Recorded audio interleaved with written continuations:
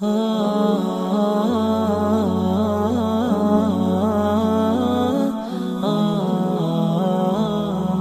اللہ الرحمن الرحیم نحمدہ و نصلی علی رسولہ الکریم۔ نماز جنازہ کی شرائط اور فرائض اور اس کا مکمل طریقہ کار کیا ہے، اس کے متعلق ہم بات کریں گے۔ اس کی جو شرائط ہیں وہ دو قسم کی ہیں، ایک جو میت ہے جس کی نماز جنازہ پڑھی جانی ہے اس کے متعلق شرائط ہیں، اور ایک جو جنازہ پڑھنے والے لوگ ہیں ان کے متعلق شرائط ہیں۔ میت سے متعلق شرط تو یہ ہے کہ جس میت کی نماز جنازہ پڑھی جا رہی ہے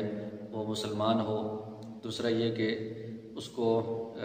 غسل کے ذریعے سے پاک کر دیا گیا ہو، اس کو پاک کفن پہنا دیا گیا ہو،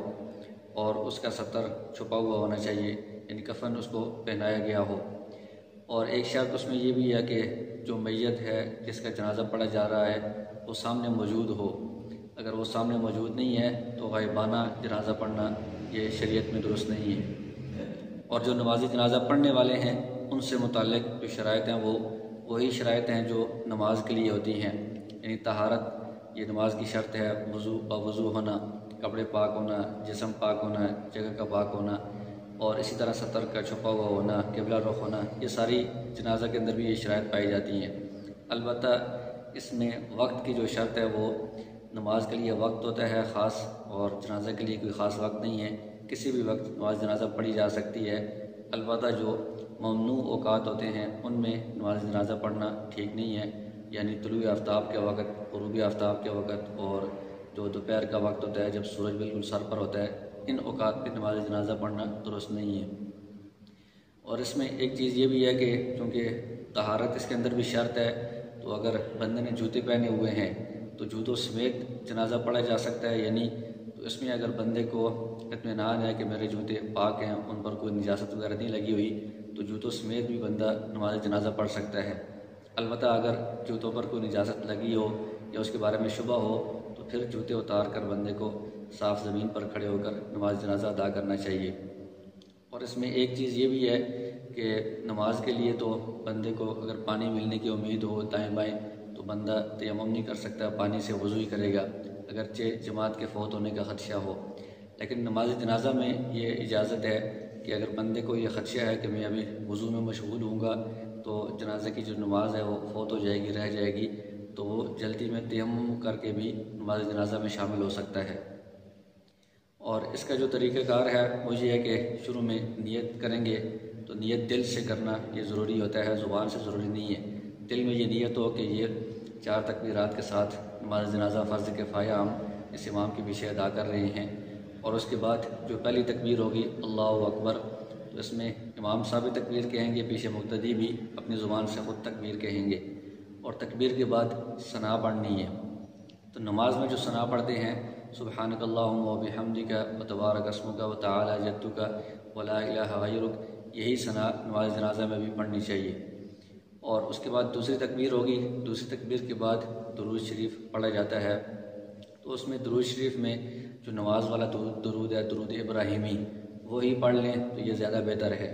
ایک اور درود شریف جو عام طور پر نماز جنازہ کی جو کتابیں ہیں ان میں لکھا ہوتا ہے وہ بھی پڑھ لیں، ٹھیک ہے، لیکن وہ پڑھنا ضروری نہیں ہے، اس کے علاوہ کوئی بھی درود پڑھا جا سکتا ہے، اور درود ابراہیمی پڑھنا یہ زیادہ افضل ہے، زیادہ بہتر ہے۔ اس کے بعد تیسری تکبیر ہوگی، اس میں بھی اللہ اکبر امام صاحب بھی کہیں گے، پیچھے سب لوگ بھی کہیں گے۔ اس کے بعد پھر دعا پڑھنی ہوتی ہے میت کے لیے،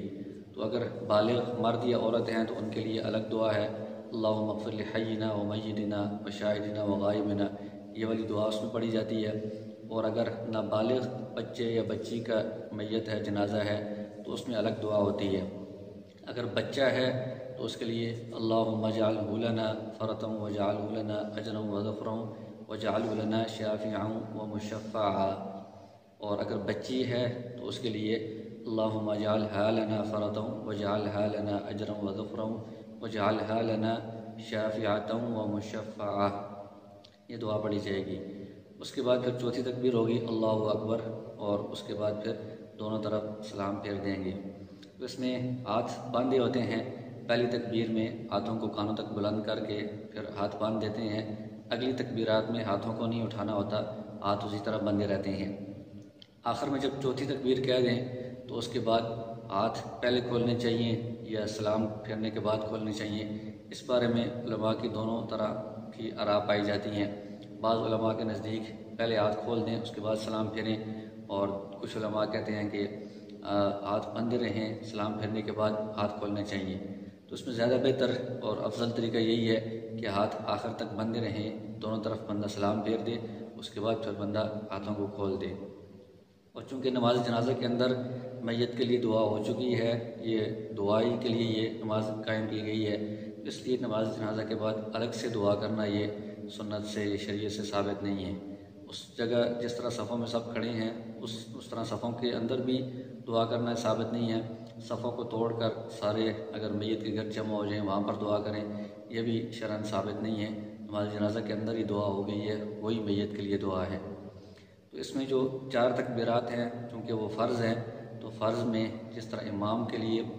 یہ تکبیرات کہنا ضروری ہوتا ہے، جو پیچھے مقتدی کھڑے ہیں ان کو بھی یہ تکبیرات اپنی زبان سے کہنا ضروری ہے۔ صرف امام کا تکبیر کہنا یہ پیچھے والے لوگوں کی طرف سے کافی نہیں ہوگا۔ تو پیچھے ہر بندے کو اللہ اکبر 4 تکبیرات خود اپنی زبان سے کہنی ضروری ہیں۔